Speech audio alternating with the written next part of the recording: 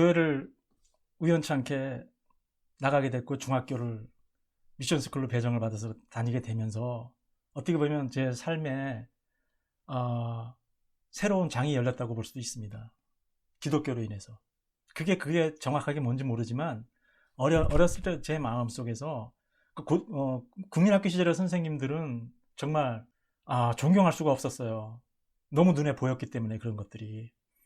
심지어는 어떤 제 초등학교 3학년 때 담임 선생님 같은 경우에는 그 당시에 뭐 600원씩 500원씩 한 달에 저희들이 육성예배라고 내는 게 있었는데 집이 가난해서 돈을 못 내게 되면 집으로 돌려보냈어요. 돈을 가져오라고. 그러면 저희는 집으로 못 갑니다. 왜 그러냐면 집에 돈이 없는 걸 뻔히 알기 때문에 놀다가 그냥 집에로 가버리고 학교 안 돌아가고 그랬던 적이 있어요. 그걸 몇 번 반복하면 또 선생님이 돈 안 낸 친구들을, 특히 그때 여선생님이었는데도 정말 초등학교 3학년 이런 어린 아이들한테 책상 위에 올라가게 해서 아랫도리 바지를 내리게 하고 그리고 수모를 주고 그랬던 적도 있었기 때문에 정말 국민학교 시절은 저에게 너무나도 악몽이었고 그리고 아무 꿈도 없는 그러한 삶을 살게 했었어요. 지나가는 버스가 있으면 버스 운전사분을 보면서 부러워했었어요. 어린 나이에. 내가 크면은 저렇게 버스 운전사라도 될 수 있는 사람이 될 수 있을까라는 그 정도의 자존감을 갖게 하는 그런 시절이었는데 중학교에 들어가서 선생님들이 과목 시간마다 다르잖아요. 이제 그러니까 나의 가정 형편이나 다른 친구들의 가정 형편을 속속들이 아는 선생님들이 없는 거예요. 그러니까는 편견이 안 보이죠. 그러다 보니까 저도 그분들에게 자유로워지고 또 그분들의 그 교육하시는 그런 방식들도 저한테 감화를 줘서 그런지 모르지만 공부도 열심히 하게 되고 그래서 초등학교 때 숙제를 6년 내내 한 번도 해간 적이 없던 저였는데 중학교 1학년 때부터 교회에서 공부를 제법 잘하게 되더라고요. 열심히 하게 되고 재밌게 되고 선생님들한테 사랑받게 그러면서 저는 그게 막연하게 내가 미션스쿨 기독교 학교에 와가지고 하나님의 사랑으로 이렇게 되는 거구나 라고 막연하게 생각했었어요. 그래서 교회 다니면서 전도사님한테 한 가지씩 의문이 생겨서 질문을 하는 것들이 있었어요. 우리 제가 말씀드렸잖아요. 불교 집안이었다고. 저희 어머니 아버지는 아주 열렬한 그런 불교 신자는 아니지만 때가 되면은 절에 한 번씩 가시는. 그래서 나도 손에 잡혀서 이렇게 절에 가고 이랬었는데 저희 특히 우리 할머니가 우리는 불교는 거의 토속 신앙하고 그냥 막 얽혀가지고 어떤 게 불교인지 어떤 게 토속 신앙인지 모를 그런 것들이 많이 있어요. 우리 할머니 같은 경우에는 새벽마다 이렇게 막 정한수라 그러죠. 이렇게 물 한 사발 이렇게 떠놓고 마당에서 이렇게 하면서 기도를 드립니다. 굉장히 선하고 착하신 분이었어요. 그런데 성경에서 목사님이나 기독교 전도사님이 말씀하시기를 예수를 믿지 않고 죽으면 지옥에 간다 그래요. 그래서 나는 너무 겁이 난 거예요. 그래서 전도사님한테 물어봤죠. 우리 할머니나 우리 부모님은 예수님을 안 믿지만 정말 좋은 분들인데 다 지옥에 갑니까? 지옥에 간대요. 구원을 못 받는데요. 그래서 이거 정말 이해가 안 간다고. 왜 그러냐면 우리 같은 사람들은 저도 기독교를 믿은 게 어떻게 미션스쿨 우연히 와서 이렇게 믿게 된 건데 이걸 못 믿는 사람들도 있고 접하지 못한 사람들 태어난 곳에 따라서 아프리카 어디 오지 같은데 이런 데서는 어떻게 그걸 믿습니까? 그럼 다 지옥 가겠네요. 그건 다 하나님이 알아서 하시는 거니까 걱정하지 말고 그냥 안 믿어질 때는 의심이 될 때는 그냥 뒤로 제껴놓고 생각하지 말고 그냥 무조건 믿어라. 무조건 믿어라. 의심스러울 때는 그냥 무조건 믿어라. 이렇게 말씀하시더라고. 근데 그게 정말 저한테는 힘들었어요. 그래서 대학부 다닐 때는 제가 주부의 어떤 대학부에서 이렇게 내는 작은 팜플렛 같은 게 있는데 제가 거기다 글을 쓸 차례가 돼가지고 유다에 대해서 가룟 유다에 대해서 제가 대단히 연민을 많이 가졌어요. 성경을 읽으면서 가룟 유다가 예수를 팔아 넘겼는데 성경에 보면 그렇게 나오잖아요. 가룟 유다가 그렇게 하도록 돼 있었잖아요. 그러면 가룟 유다도 피해자 아닙니까? 어떻게 보면은 예수의 사역을 예수의 죽음과 예수의 부활을 이루어지게 하는데 큰 역할을 한 역할자잖아요. 그런데 가룟 유다에 대해서 제가 나름대로 어린 시절에 대학교 시절이니까 그렇게 크게 어리지도 않았죠. 그래서 글을 썼어요. 옹호하는 글을 가룟 유다도 구원을 받을 수 있었을 것이다. 하나님의 성품으로 이뤄봤을 때 정말 크게 쓰임받은 사람이다. 사역을 이루는데 정말 큰 역할을 했다. 본인의 의지가 아니었다. 이렇게 해서 나름대로 이렇게 썼어요. 그래서 이제 그 팜플렛이 나올 때를 기대하고 있었는데 제 글이 삭제가 돼버렸더라고요. 아예 실리지가 않았던 거예요. 저한테 한마디도 안 하고. 그게 돌아가면서 싫었던 글이었는데. 그래서 저는 너무 실망을 해가지고 그때부터 아마 군대 갈 때까지 교회를 떠났었어요.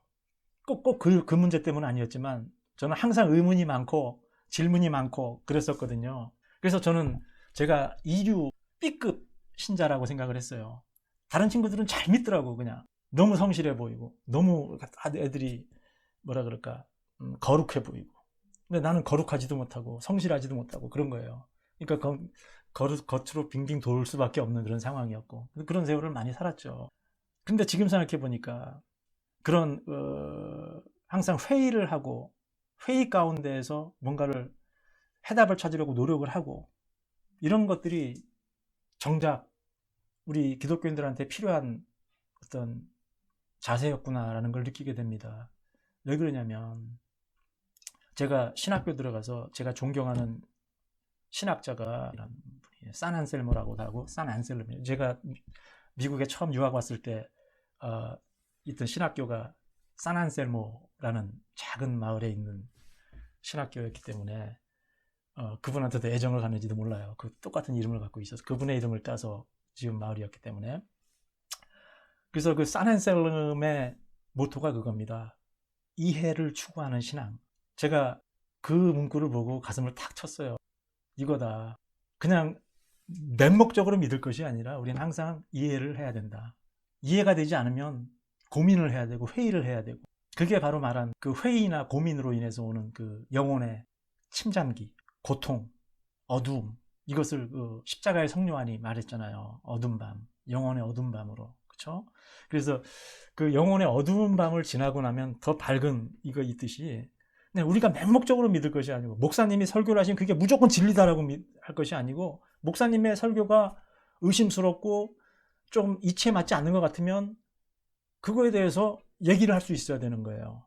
예수님이 목사님이 하나님이 아니거든요. 똑같은 우리하고 같은 사람의 단지 그분한테는 조금 더 나은 입장에서 신학적인 또는 그 전문적인 입장에서 하나님의 말씀을 조금 더 잘 전달할 수 있는 그런 것들이 있는 것이지 하나님의 그 모든 것을 대언하는 그런 사람이 아닌 겁니다. 근데 우리 그 한국 기독교 일부 기독교들에서는 목사님이 하시는 말씀이 절대적인 진리고 절대적인 선이다 라고 여기게 되고 또 교인들끼리 스스로도 자기들이 편하기 위해서 이렇게 만드는 것 같아요. 또 일부 그 정말 어떻게 해서 우리나라에는 그런 것들이 제도가 되는지 모르지만 장로, 권사 뭐 여러 가지 직분들이 있잖아요. 그게 왜 필요한지 모르겠습니다. 어떤 그 교회가 돌아가기 위해서는 직능이 필요하다면 어떤 위원회, 위원장 같은 것들이 임기를 가지고 한다든지 그런 건 충분할 텐데 뭐 장로, 권사, 집사 이런 것들을 만들어놔서 오히려 교회 내에서도 하이어라키를 만들어. 아까 제가 처음에 예를 들어 그 웃기는 얘기를 했던 얘기처럼 목사님, 둥분 목사님이 말할 때 그 버러지만도 못한 죄인, 또 사찰 집사가 말하는 버러지만도 못한 죄인, 똑같은 버러지만도 못한 죄인인데 거기도 급이 있는 버러지가 있는 거예요. 급이 다른 겁니다. 그래서 이렇게 급을 자꾸 만들어 놓고 계층화 만들어 놓는 이것부터가 일단은 개독화가 되는 지름길이었죠. 아마 머지않아서 좀 뜻 있는 사람들에 의해서 이런 것들은 뜻 있는 목사들이나 뜻 있는 신학자들을 통해서 이런 것들은 시정이 돼 나가야 된다고 봅니다. 미국 교회들, 저는 지금 미국 감리교에 속해 있는데 그러면 아무것도 없어요. 잘 돌아갑니다. 교회가 잘 돌아가요. 그리고 뭐 레이 리더, 그러니까 평신도 어떻게 지도자 1년이나 2년 주로 임기가 2년이죠. 그리고 2년 단위로 선출되고 또 각 직능별로 각 위원회별로 위원장들도 2년 단위로 새롭게 선출되고 그렇게 돌아가면서 하는 거예요. 그러니까 모든 교인들이 다 평등하죠. 계층이 없어요. 심지어는 목사마저도 그 위원회 같은 데 같이 참석했을 때 그 위원회 위원들의 한 사람의 입장으로 참석하는 것이지 그 목사가 어떤 헤게모니를 가지고 전체를 주관하는 게 아닙니다. 굉장히 민주화되어 있죠.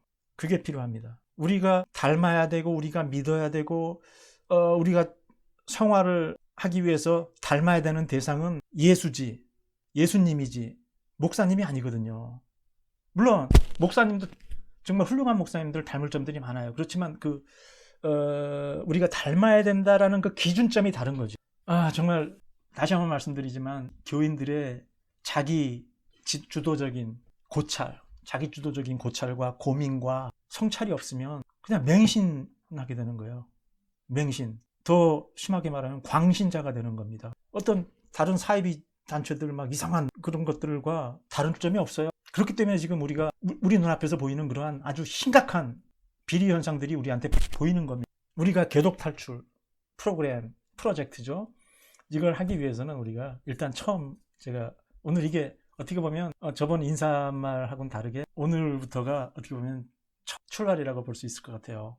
우리 다 함께 이해를 추구하는 신앙을 위해서 개독 탈출을 위해 하나하나 생각하고 짚어가면서 성화의 길로, 기독교의 개혁의 길로 다 같이 동참합시다.